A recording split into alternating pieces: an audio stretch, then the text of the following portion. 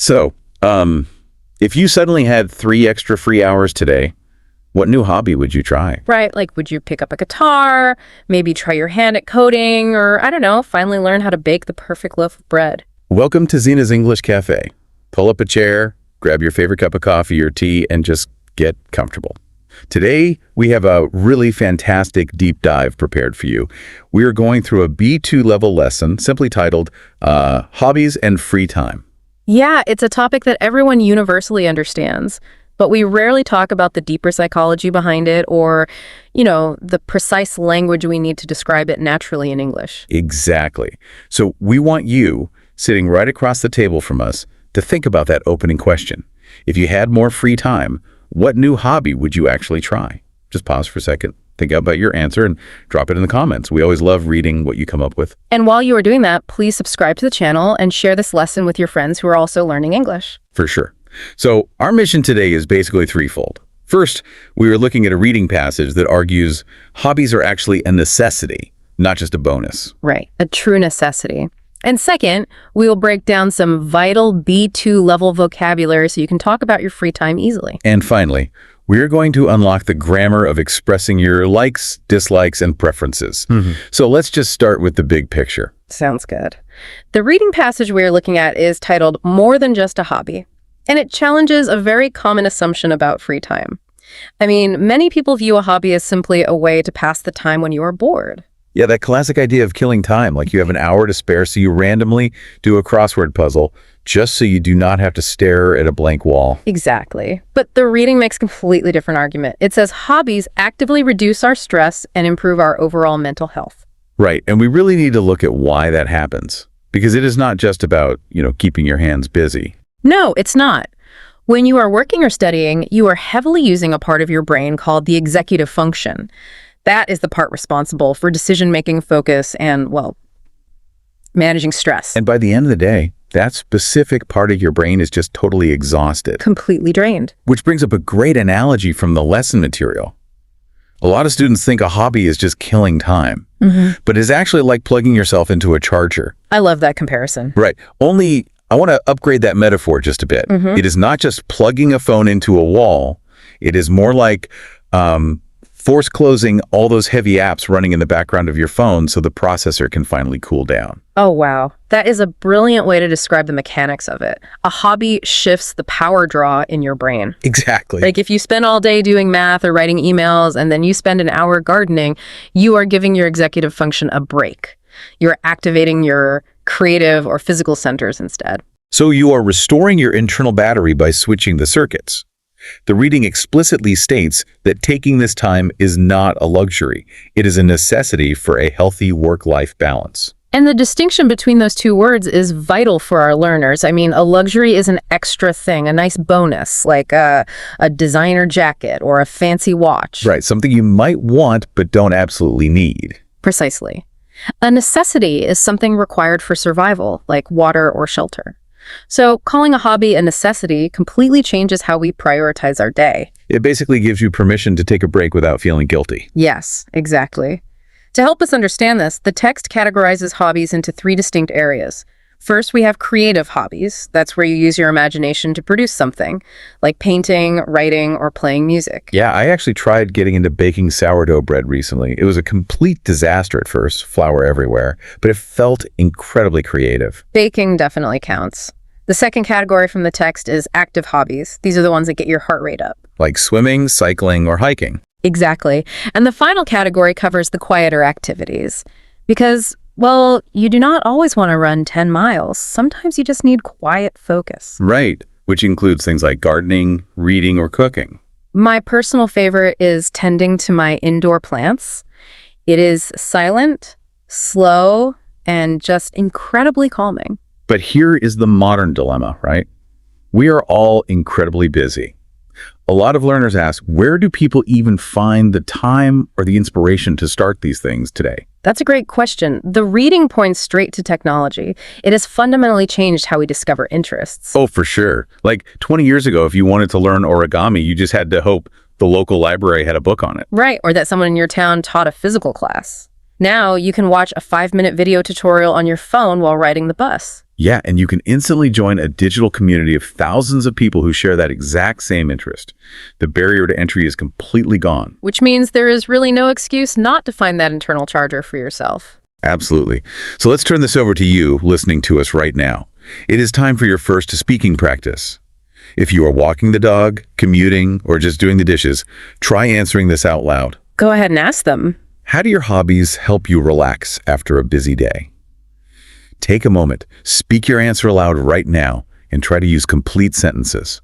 And because hobbies are so deeply personal, we need the right words to describe them accurately. So let's zoom in on the specific B2 vocabulary from the text. Perfect. Let's unpack the vocabulary. The first word on our list is leisure. Leisure. Yes, leisure. It is a noun, and it simply means free time. It is that period when you are completely free from work or academic duties. I always get slightly tripped up on the pronunciation of this word, actually, because I hear two totally different versions out in the wild. That is a really great thing to notice. In British English, native speakers usually use a short E sound. They say leisure. Leisure, okay. But in American English, it is heavily pronounced with a long E sound. Leisure. Both are absolutely correct, and you will be understood using either. But you definitely need to train your ear to recognize both. Got it. Leisure or leisure. So in a sentence, I might say, I enjoy reading history books in my leisure time. Perfect. It just swaps perfectly with the phrase free time. Or you might hear it as an adjective describing a place, like a leisure center, which is a building with a swimming pool and sports facilities. Nice. Next up, we have a comparison that students constantly ask about. What is the actual difference between a hobby and a passion? Yes, it really comes down to intensity and emotional investment. A hobby is an activity you enjoy. You might paint on Sunday afternoons, but you do not really think about it on Tuesday morning while at work. Right, it's casual. Exactly. A passion, however, borders on obsession. It is a very powerful, deep love for a subject. So if I am passionate about painting, I am thinking about color palettes while I'm at the grocery store. I am watching documentaries about famous artists. It consumes way more of my mental space. That is the perfect distinction. You can casually enjoy a hobby, but a passion truly drives you. You might say, cooking is a fun hobby, but playing the piano is my true passion. I love that. And this leads us nicely into the adjective rewarding. The text describes hobbies as highly rewarding. When something is rewarding, it gives you a deep sense of internal satisfaction. It makes you feel that your effort was worthwhile, even if no one is actually paying you to do it. That is a key point, isn't it? Yep. It is not about financial reward. It is about emotional reward. Exactly. Think about finishing a really difficult 1,000-piece puzzle. There is no prize money, but the feeling of putting that final piece in place is immensely rewarding. Oh, I know that feeling. Right. Or you can apply it to your career. Yeah. You often hear native speakers say, nursing is a very rewarding profession. It is difficult work, but helping people provides a feeling of profound value. That makes total sense. Now, there are two more words from the text that seem to create a kind of psychological feedback loop. Confidence and motivated. How do these function when we talk about learning a new skill? Let's look at them as a chain reaction. Confidence is a noun meaning the belief in your own abilities.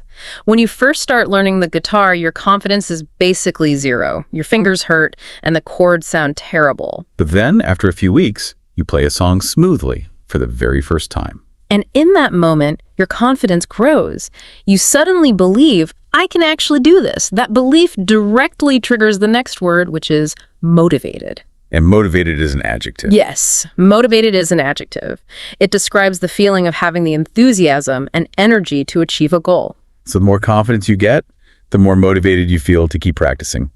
And then the practice builds more confidence, which builds more motivation. It is a beautiful cycle. For example, a learner might say, passing the B1 test gave me the confidence I needed, and now I am highly motivated to study for the B2 exam. Okay, it is time for your second speaking question. We just covered some excellent vocabulary today. Leisure, passion, rewarding, confidence, and motivated. Which new vocabulary word will you try to use in a conversation this week? Try to choose one right now. Say it out loud in a sentence about your own life. Connecting new words to your personal reality is simply the fastest way to move them from your passive memory into your active vocabulary. But having the right words is really only half the battle. Now we need the grammar to stick those words together properly. We certainly do. Our grammar focus today is all about expressing likes, dislikes, and preferences. This is fundamental because sharing what we enjoy is how we connect with other humans. So what's the main rule here? The main rule we are looking at involves verbs of feeling. Words like enjoy, love, like, dislike, and hate. Right. The rule says we have to follow those feeling verbs with a gerund, which is the ing form of a verb acting as a noun, like reading, swimming, painting. But I want to ask why? Why does English require the ing form here instead of just the basic verb? That is such a great question. It is a fascinating piece of language psychology. In English, gerunds, those ing words, often represent actions that are real, vivid, and actually experienced by the speaker. Oh, I see. Right. You cannot truly enjoy or hate an activity unless you have actually experienced it in reality. So when I say I enjoy swimming, the ing implies I have actually been in the water. I know what it feels like, and I like that real experience. Yes, exactly. Compare that to the infinitive form, using to plus the verb.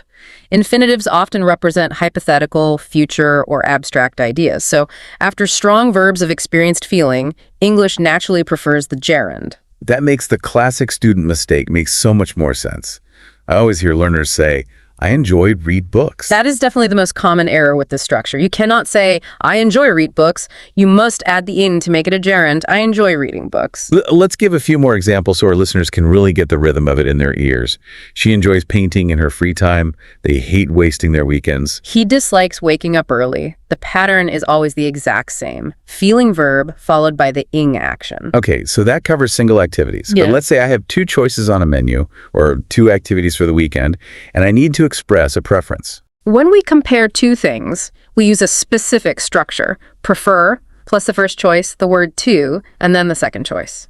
So if I am comparing two simple nouns, I would just say, I prefer coffee to tea. Perfect. You are placing the word to in the middle as the balancing point on a scale. She prefers books to movies. But what happens when those choices are activities? Do I use the gerunds again? Yes, the rule stays consistent.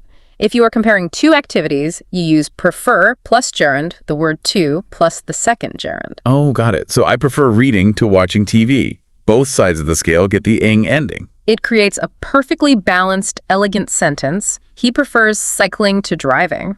I am going to push back on this just a little, though. Because as a learner, I have been watching American movies, and I hear native speakers use a totally different phrase for choices. Yeah. What phrase is that? What if I want to use the phrase would rather? Can I just swap it in and say I would rather staying home to going out? I am so glad you brought that up, because that is where the grammar takes a sharp left turn. The rules completely change when you introduce would rather. Wait, really? So it doesn't take the gerund at all? No, it does not. Would rather is a modal phrase, and it must be followed by a base verb. No ing and no to. Just the purest, simplest form of the verb. Okay, let me try to untangle that. I cannot say I would rather staying. I have to say I would rather stay home. Yes. And if you are comparing two things with would rather, you don't use the word to in the middle anymore. You use the word then. Wow, okay. So the structure is would rather plus base verb, then plus base verb.